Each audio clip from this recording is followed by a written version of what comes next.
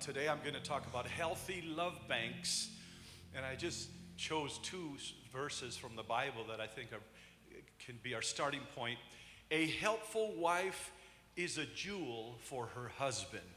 A helpful wife is a jewel for her husband. A man's greatest treasure is his wife. She is a gift from the Lord. The King James says, he who finds a good wife finds a good thing. You've probably heard that, but I'm taking these from the Common English Version. And both of them talk about treasures, a jewel and then a treasure in his case. So if we would begin to view our spouse as a jewel or a treasure, I'm sure that we would then cherish them. You don't leave a diamond, you don't leave a sack of money or bars of gold out in the car, in the backyard. You treasure them, you cherish them, you take care of them. And so last week we talked about the content of 1 Corinthians chapter 7. We started there, and in summary we said that the priority of the non-married people, the non-married, whether you're single, divorced, or single because of any reason, if you would align yourself. People ask me, should I pray for a spouse? Should I ask God for a husband or a wife? Whatever state of life you're in. And these questions sometimes come from older people, 50 and 60-year-old people who want to redo their life. And I take them to the verse in Matthew that says, seek ye first the kingdom of heaven and its righteousness, and everything else shall come after. So the priority of the non-married people is to please the Lord, first of all. Please Him. Do what His kingdom asks and demands and requires. And then if containment is impossible, Paul said, then go ahead and marry, because it is better to marry than to burn. And the burning does not necessarily have to be the sexual need. The burning can be the loneliness. The burning can be just being, it's tough being alone. Some people live alone, and you're missing the touch, the companionship, just somebody to hold. A friend of ours, an older lady, was single for some reason and unmarried for many years. And she was giving a conference once, and stated that she had not been touched in such a long time, that one day she went to the dentist and he was touching her jaw and moving her face, and nothing sexual at all, just a human touch. Those of us who are married, well, of course, we have that human touch, but the non-married are not. So that's what we talked about last time. And then the priority of the married is to please the spouse. Paul is specific when he says, if you're not married, you please the Lord. If you're married, then your priority is to please your spouse. So we talked about the love bank, and we said that emotional deposits increase the love bank account and withdrawals drain it. So for those of you who were not here or have not heard the message on YouTube, very quickly, when a man and a woman meet, they open an account. It's a love account. We said when any two humans meet, you open an account. But when a man and a woman meet, then they either begin to make deposits or withdrawals. Before marriage, the deposits are frequent and of quality. The dinner, the nice dinners, the flowers, the gifts, the conversation that is very pleasing. You're trying to win over the woman, and the lady also is corresponding to your conversations. And so even though there are moments of irritation and maybe fights before you get married, arguments, especially as the wedding comes together, starts coming together, the money, the place, and all the irritations and the pressures of the wedding. But still, you've got 20,000 points in your bank. So if you have a 1,000-point fight, well, it's not going to bankrupt you. But we said that two things happen when you marry. The first thing is that the frequency of deposits decrease and the frequency of withdrawals increase. So you know that, like with your bank account, with money, If you don't deposit and you continue to withdraw, you're going to go bankrupt. And the same happens here. So His Needs, Her Needs by Wilbur Hurley, the book that I recommended last time, is where he shows us how to make deposits. After him and his colleagues interviewed thousands of couples, he is able then to bring down, concentrate, and narrow down 5 needs that the man has and 5 needs that the woman has. And we said last week that the one thing she cannot do without is affection. And the one thing he cannot do without is sexual fulfillment. And then I gave the illustration of a person who has a plastic bag over their head and is suffocating. And then you pop a little hole right at the mouth so that they can breathe. And many couples, Christian couples, are unfortunately living in that manner. Their most important emotional needs are not being made. Someone is not making deposits. So the person is breathing, trying to get some oxygen. And they, of course, put on a good face to their neighbors and friends. Everything's fine. But only God knows what happens when the doors close behind that house or of that bedroom and what is really going on. So we're trying to improve our marriage relationship and change it from just loving somebody to literally cherishing them. We said that cherish means to really like somebody, not just to be committed, to come home, to bring the check or to take care of the house or whatever your arrangement is. It is to really want to be with that person. And your heart still skips a beat when you see that person, even after 5 or 10 or 15 or more years of marriage. Do you think we can do that? I think we can. And if this church can then become a model of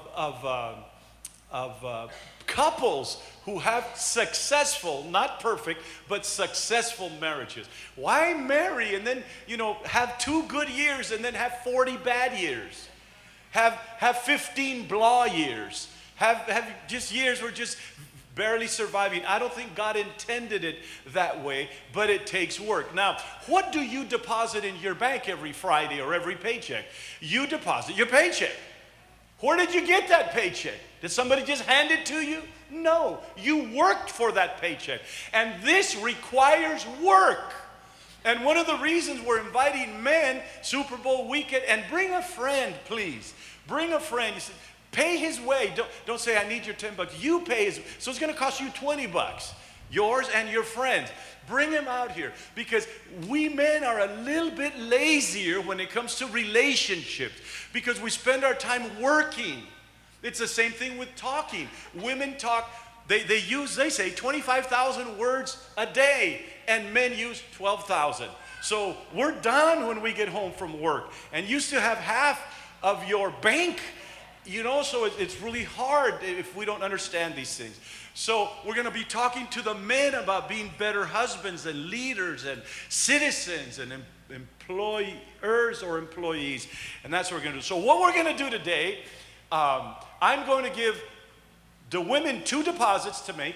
Last week I gave you affection to the men. Have you been affectionate with your wives? Or at least with your cars? Okay? And then sexual fulfillment. A thing that a man cannot do without, and we already explained that. So today I'm going to give you a few more here. More love bank deposits. Write them on your notes and keep them there, okay? Number 1, she needs intimate conversation. Now this is something that we men do not understand, that women like conversation for the sake of conversation. They speak more. They use 25,000 words. And women need to understand, because they say, my husband doesn't talk to me. He just stares. He just answers one-word answers. It's frustrating for the women, because have you ever seen 2 girlfriends talk? Let me give you an example. If you were my neighbors, if you and your wife were neighbors to Rachel and I, and on a Saturday morning I needed to borrow a hammer, I would call you, sir, and say, hey, bud, you got a hammer? I'm hammering stuff. And you would say, yeah, you want me to take it? You come pick it up. Just live across the street. I'll get it.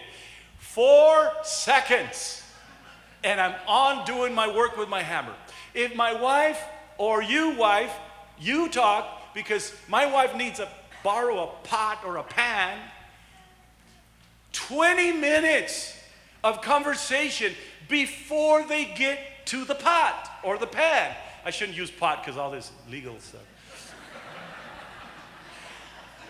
Yeah, you got some pot I can borrow? No, I rebuke that in the name of Jesus Christ. Stop that, Rachel.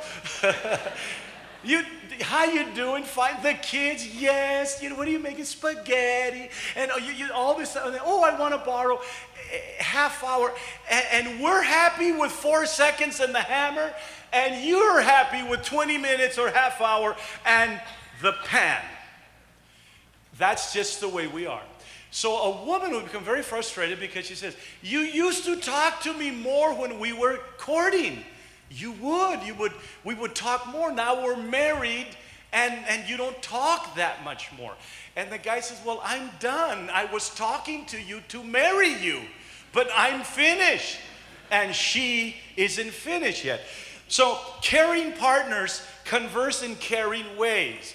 And conversation, men, get this. Conversation for women is just conversation.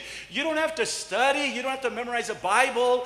You don't have to know mathematical equations. You don't have to be a psychologist. It's basically like, how was your day? That's a great, write that one down, guys, because you're dumb. We're dumb. I have to write it. You're not dumb, but in this area, we're a little more dense. How was your day? You say, why should I ask her how her day is? She's alive, isn't she? She's breathing? Okay. How was your day? How do you feel about your day? Did you interact with any? Did you see anybody? Did you talk? Did you have any meaningful conversations? How were the kids? How are your projects going? Is there anything I can do to help in those projects? And then get ready to help. Don't just walk away. Conversations should not be demeaning. They should not be one way, where just the wife is talking and the husband is watching the game. Conversations are not to bring up past problems, past situations. Conversations are not to blame, to belittle the person. It's just to talk. And women are okay with talking about nothing or something. Women are also very intelligent and can engage in intelligent conversations. We are the ones sometimes who have a little more problem with that. So the husbands will understand a little bit. Mary says to her husband, George, let's talk. And George says, why, what do you want to talk about? Okay? So you'll understand, George goes to Mary and says, Mary, let's make love. And Mary says, why? We already have children. You see, and now you get it. You see, women want to talk just for the sake of talking. They feel safe. They want to know about you. They want to know about your day. And they're okay to listen to you also. So men, our homework this week is to talk a little bit more than one word or one syllable words. Yeah, no, uh-huh, 4 words in our vocabulary. And the funny thing is that I am a preacher and a teacher, and I preach all over the world. By the way, I was in Cancun and Merida this past week. In a few weeks, we're going to have a FTC Cancun and an FTC Merida, Mexico. That's awesome. What I'm saying, I went out there and I had 3-hour lunches with pastors and met with them, and I talked for 4 or 5 hours. And my problem then is to come home and talk to my wife. You also do active listening when you converse. That means you look at her in the eye. You look at her in the face, and you're actively listening, not on the phone or on the remote control, just actively listening and smiling and giving gestures. Do you guys want to go to another room and practice that and then come back, guys? I think we're going to do that next Friday. It's important. Am I right, women? You want to talk. You want to converse. You want your husband to say more than just frijoles, salt, sex. All right? Dr. Laura Schlesinger, one of a psychologist, radio psychologist, Rachel, and I used to listen to a long time ago. I did. I think she still does. It says, men are very simple, ladies. Don't complicate us, okay? We either want sex or a sandwich, or the sandwich first, and it just doesn't matter. And women don't understand because you're more complicated than us. It's not bad. It's just if our heads were a box, if my head was a box and my wife's head was a box, and you open any man's box, women want to look to see what's inside that box. You know what's inside that box? Absolutely nothing. Doesn't mean we're not intelligent. It's just and women can't understand how men cannot watch TV. You're staring at the TV. What are you watching? Nothing. Because men watch TV by seeing what else is on, right? Click, click. What are you thinking about, honey? Nothing. And the women go, what? How? Look in our box. Our box is empty, and we like it that way. Go away. We like it that way. If you look into a woman's box, it looks like the back of any computer with cables and mouse cords and printer. Have you ever seen the back of your desk? Just a bunch of, that's the way. And they can talk about 4 things. Sometimes Rachel's on the phone, watching TV, making dinner, taking care of her grandchild. I say something to somebody, she goes, oh yeah. And she tells me, and I say, how can you be in 5 places at the same time? She says, it's easy. You guys are just dumb. But she just tells me that. And then she tells me she loves me and all this stuff. You have to talk. I'm going to get into the next one here for women now, what he needs. This is going to be very delicate. This is going to be very delicate in some cases. In other cases, it's not. He needs a good-looking wife. Whew. When she looks good, he feels good. Okay.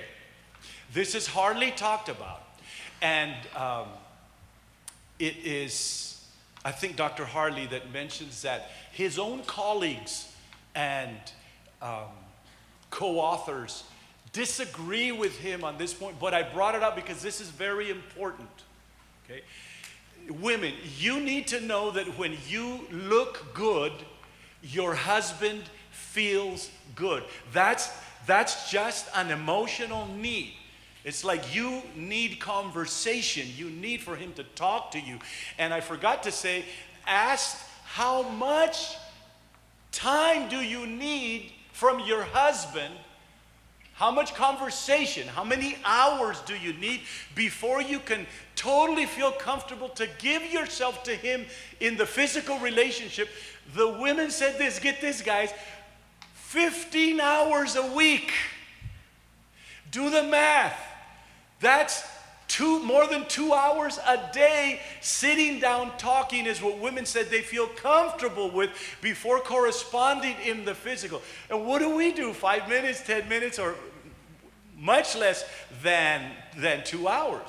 So just as you need conversation, the husband needs a good-looking wife. This doesn't mean that you have to go out and get plastic surgery. In fact, please don't, because things happen.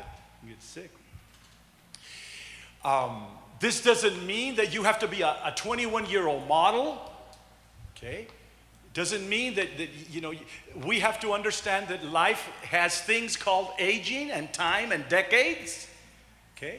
So when you were in your 20s, your metabolism goes faster, you lose weight faster, you're active, and then you have kids, and the woman has children maybe, and then the body changes, and a lot of changes, but you're still okay. And then you hit your 40s, and men, we need to love our wives and enjoy every decade.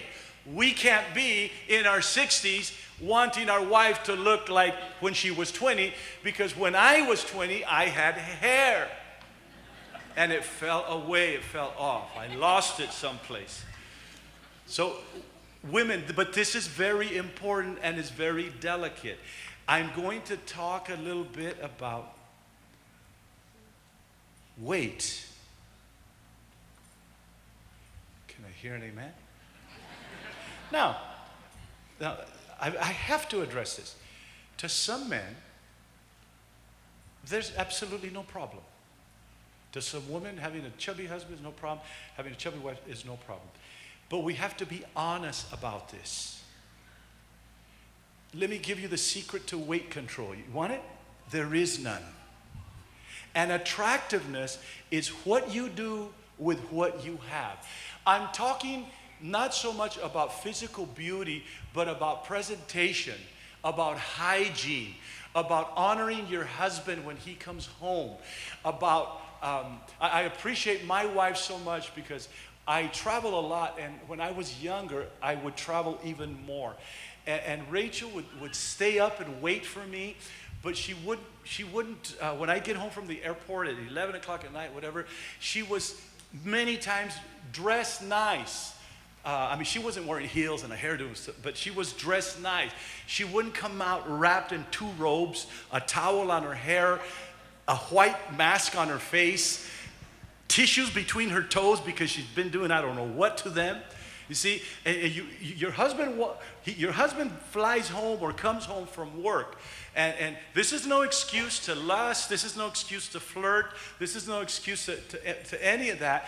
But you know very well that out on the street, in the office, anywhere, women dress up. They dress up sometimes for business because they want to be presented, but many times it's a little bit provocative to attract men's eye. So when your husband comes home and you look like, I don't know, Halloween, you look like somebody else, and you don't care about you need to take care of your presentation for your husband. Look, there's a book that men should read. It's called Every Man's Battle. It's the same author of Every Man's Marriage that I'm going to recommend. Next week, Every Man's Marriage. Every Man's Battle talks about the huge battle that every man has when it comes to lust, concupiscence, the eyes seeing a woman provocatively dressed, sexy, and ladies, just so you can relax a little bit, I don't think that 99.9 of the husbands wake up in the morning and say, let me see who I'm going to go lust after. Let me see what I can see today. Your husband gets up, he wants to go to work, he's fine. But those things just attack. And he says, every man's battle. So in the book, men are recommended to make a covenant with their eyes based on the 31st chapter of Job, when Job was the governor and the patriarch and the father and the grandfather. He was the man of the city. And the Bible says that when he would go into town, they would wax the floors, they'd put up his chair, and he would sit there and judge and give counsel. He was the man. And he confesses to us. He says, I will make a covenant with mine eyes. Why should I look upon the virgins? Job was saying, what am I doing? I'm a grown man. Why am I looking at the girls? Why am I looking at the women? I'm going to make a covenant with my eyes. So men, you make a covenant with your eyes, and you say, my eyes are for my wife only. I'm going to starve my eyes. Now let me give you men, because we're going back and forth here, right? I'm going to give you men a little bit of a help on how to do this. I want you to think or write down 3 people right now in your life. Men, tell your wife to write, or you write. 3 people. One person who is not converted, who is not a believer, and you know if they became a believer, they'd be a great Christian. Man, this guy, if he worships like he cusses, man, he's going to be a great worshiper. Write that down. Write down the name of someone that is very sick and you would like for God to heal them. And then write down the name maybe of someone who is not your friend and you need to remedy or repair that relationship. Just have 2 or 3 names always in the back of your head. And then you're at a stoplight, just minding your own business. You turn to the right and you're in your pickup there, you're doing good. You turn to your left because you're driving, and in that car, There's an 87-year-old toothless woman, wrinkled like last year's raisins. And you say, praise the Lord, I've got the Holy Ghost, I can handle temptations. Well, of course you can. You drive one block and another car comes, but now there's a 32-year-old very pretty woman dressed very provocatively. All of a sudden, the temptation comes, the pull. That's why Proverbs says, your eyes should look straight ahead. Your eyelids look straight ahead. Don't look to your right or to your left. My dad taught me that verse. And I remember it in those times. And sometimes when I don't obey and I'm looking, I almost feel my dad. Hey, look straight over there. You know. So let's say a temptation comes your way in the airport, at work. Immediately, you pull out one of those names that you just wrote down. Somebody's sick, somebody is not saved, somebody that you need to repair the relationship with. And that woman's sensuality will be your trigger to begin to pray for that person. So here comes a beautiful serpent, okay? Here comes the devil in a miniskirt, all right? No, I don't want to demean women, but here comes a temptation. And so instead of, fighting and, oh my God, and don't do like a cousin of mine, you said, I don't want to look, I don't want to look, I don't want to look. You begin to pray for that person that's in your memory, and all of a sudden, here comes the devil maybe, I don't know if the devil does it or they do it, but somehow gets it, and you just, oh God, bless George, Lord, bless George, bless George. Is she gone? Bless George, save George. All of a sudden, the devil will begin to notice that every time he sends you a temptation, you start to pray. That doesn't resolve everything, but it helps. At least it gets you to pray while you're being tempted, okay? So women, we tell the men to do all of those things, and then he needs to come home to find you. And he made a covenant with his eyes not to look upon the woman. And his eyes are hungry. He's a man. So now he wants to look at you. But if you come out scaring kids in the neighborhood, if you come out not presentable, if you don't try yourself, all right? And you need to be, today your homework, women, is going to be, and this is going to be tough, you guys are going to hate me for this, ask your husband, are you happy with me the way I am? Now, if she's 62, you say, no, I wish you were 21. No, you need a slap in the head, all right? But I'm talking about, I had a couple one time that was a problem. That was a huge problem. And he lied to her. He said, no, I like you that way, but really he didn't. And when she found out that was a problem, she started exercising, losing weight, getting active, became another person, and their marriage just flourished. So when he looks good, when you look good, he feels good. Do the best that you can. Man, I'm getting stared down like big time today. Number 3, she needs to trust him totally.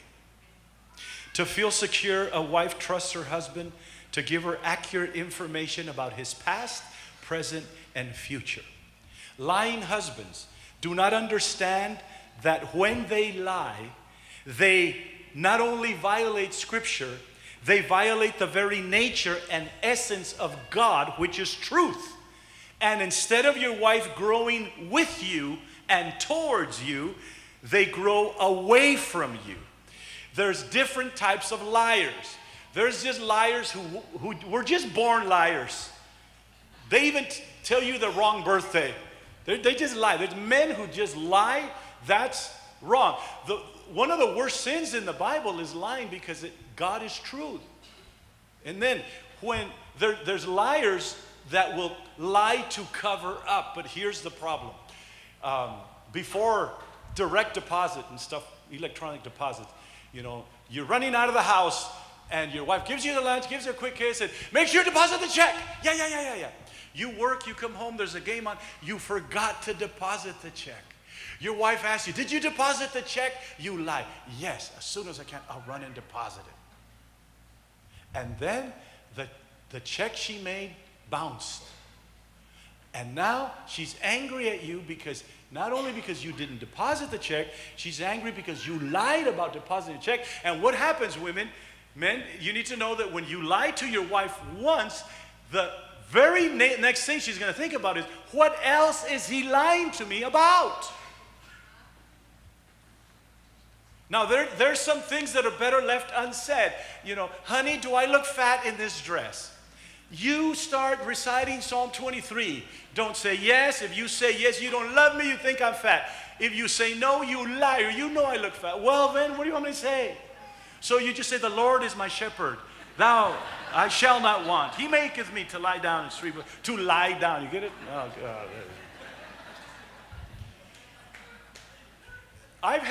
I've had people come to my office and say things like, Pastor, when I was in the world, I had a son, and I got married and got converted. The Lord forgave my sins and everything, and I never told my wife.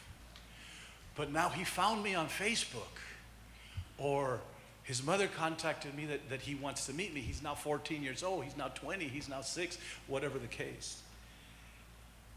Do I tell her? Do I not tell her? And those are delicate issues there, because they can shatter your marriage or they can make it stronger. It just depends on the person. But the woman needs to know the truth about your past, about your present, and about your future. Now, obviously, you're not going to tell her about every one-night stand you had. Oh, okay, let me give you, here's Mary, here's Sherry, here's Margie, here's whatever. You don't have to go in through that. And women, do not dig deep, how was she? Was she better than me? Stuff like that. Those are dumb questions that just have no solution. But I'm talking about being truthful here. About, if you had a prison record and then you come to church and get converted, you need to tell your wife, look, honesty is the best policy. Yes, I was in prison, because it'll be worse if she finds out after, why didn't you tell me? Why didn't you tell me you were married and had 14 kids in Mexico? You could have told me those things before I married you. You see what I mean? She needs to know trust you for your present, what you're doing right now.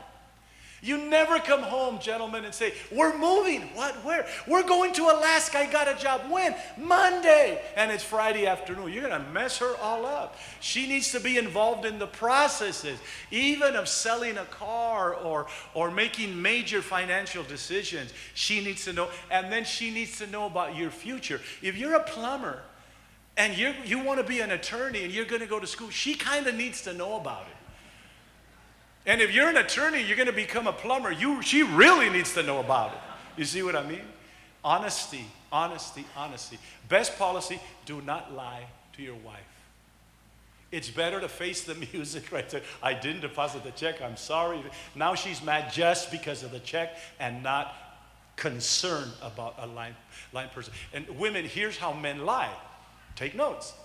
When anybody repeats the question you asked them, did you stop and eat at your mother's house?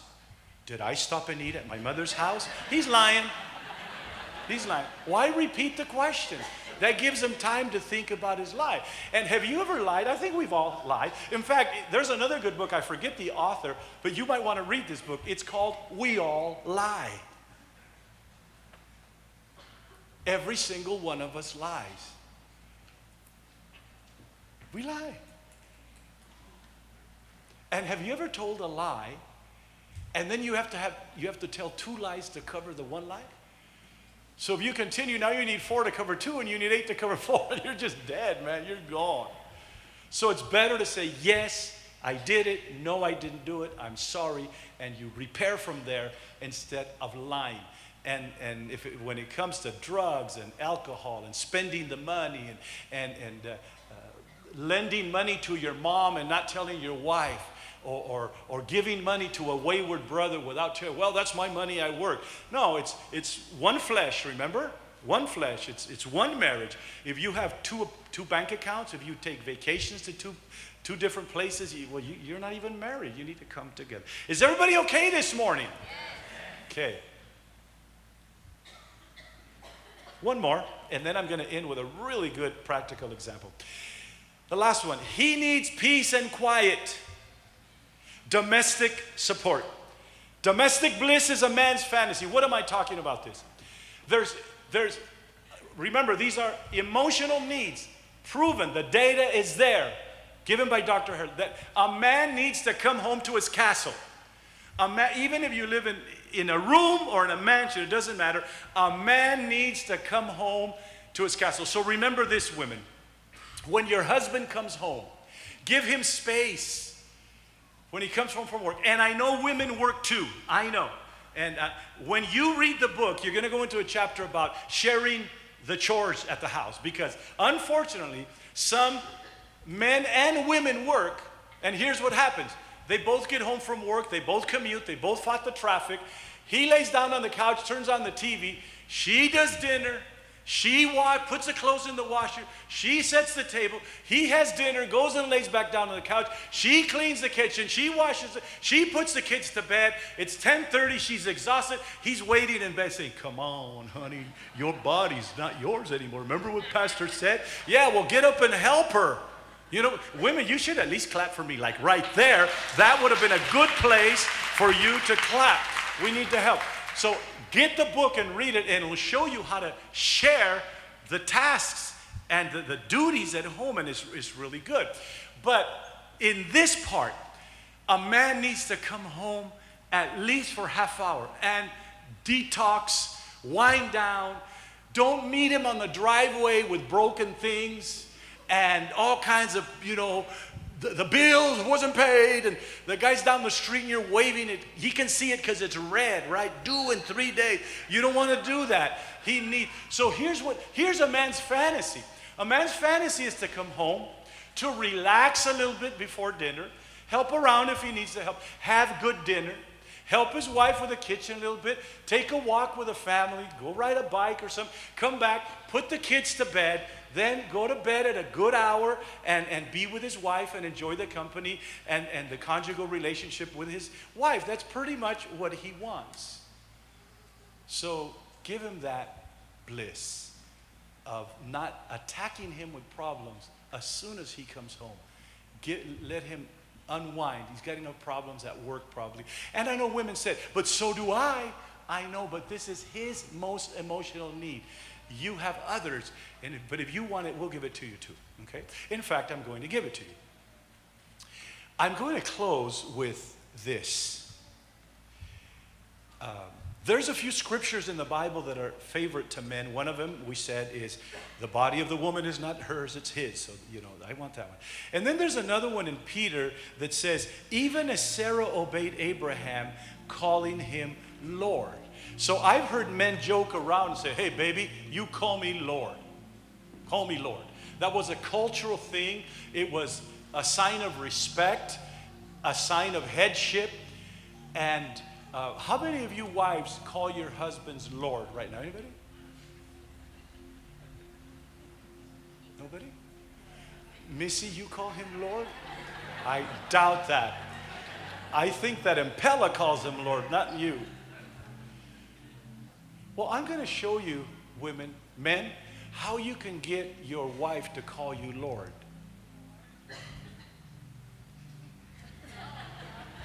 Woman? No, I'm kidding. I'm going to get slapped.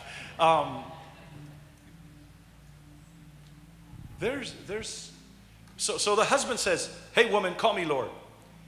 And the wife says, sure, baby, calm my storm. And here's a practical application.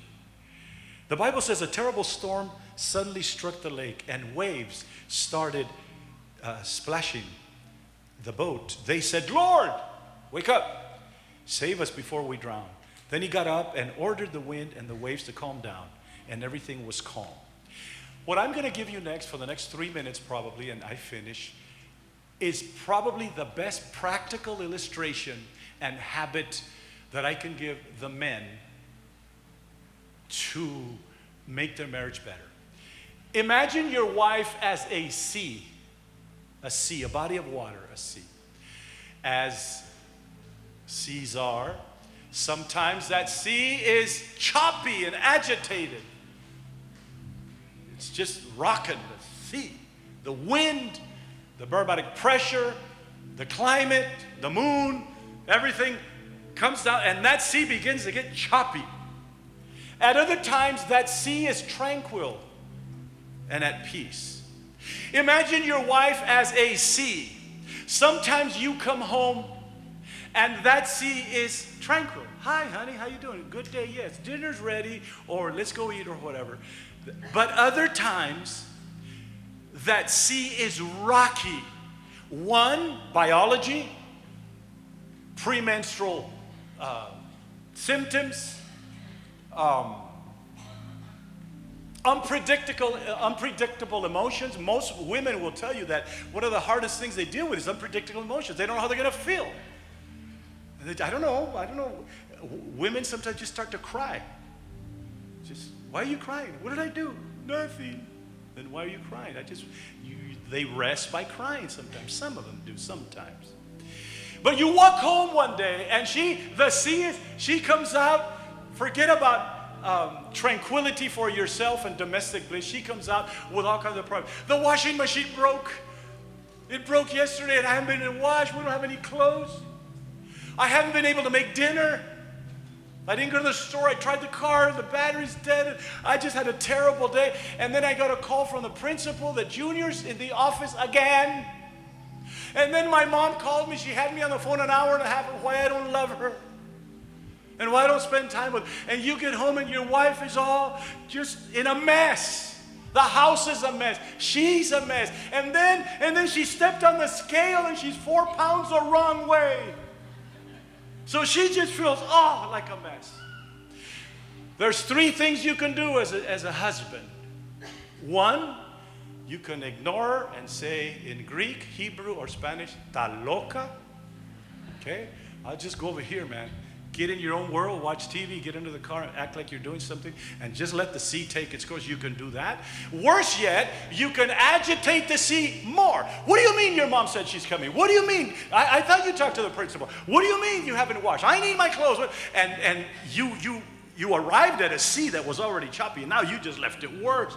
Or you can become her Lord. Not in word. I'm just kidding when I say, call me Lord. You can become her Lord and calm her sea.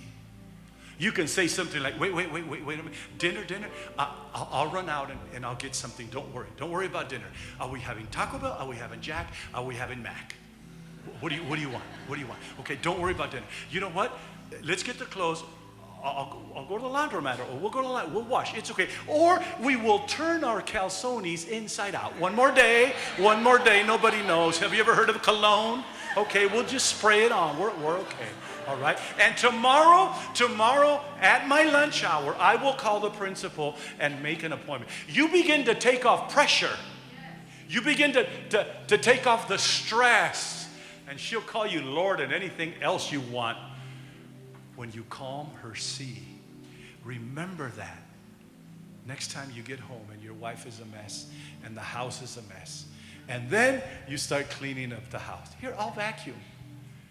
When? When I come back with the Big Macs. You sit down. Put your feet up there. Okay, this is your day. How many wives would like to be married to a husband like that, that's like that every day? Or you want to be married to some storm guy just coming in and messing up? No, you don't.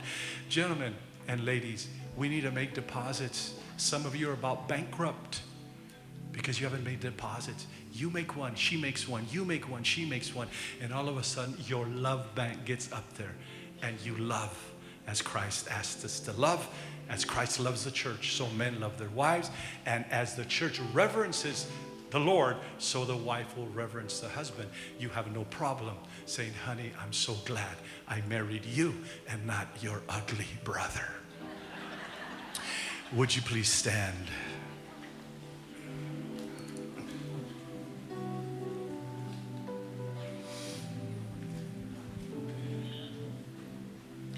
Take your wife by the hand and bring her up here, if you would like.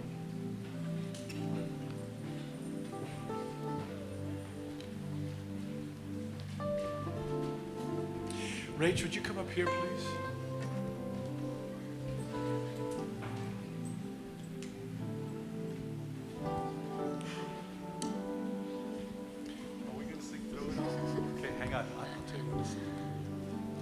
Come on, couples. I'll get one of these because she's coming up here. Good breath. One of the things that'll save your marriage is good breath. Go out and buy about $600 worth of these and keep them around the house. If you're out there because your spouse isn't here, sick, gone, or whatever reason, we are still going to include you in this prayer. If you're single and not married, but one day you're going to be married, please remember these things. If marriage is maybe past you and you're at an age where you're probably not going to marry, you never know. But we're still going to include you. And I just want to ask my wife for forgiveness for the times, it's been 40 years, that I didn't calm your sea. For the times that I came and made it worse. I was the tempest maker. I was selfish. I didn't care about your feelings, about how you felt. And I want the men today to take your wife by the arm and say, you know what? He said a lot of things and they're okay and we can rewatch this on YouTube, but that last thing that kind of hit me. I promise to act like your Lord. You don't have to call me Lord. Of course not. But if you want. You don't have to call me Lord, but I want to be like your Lord, to calm your nerves, calm your sea, calm your situations, calm your tempests. And I don't know if any other man needs to apologize and confess at this time and say, man, there was times. And so, will you forgive me? Please say yes in front of all these people. Okay, she said yes. Can we say it a little louder?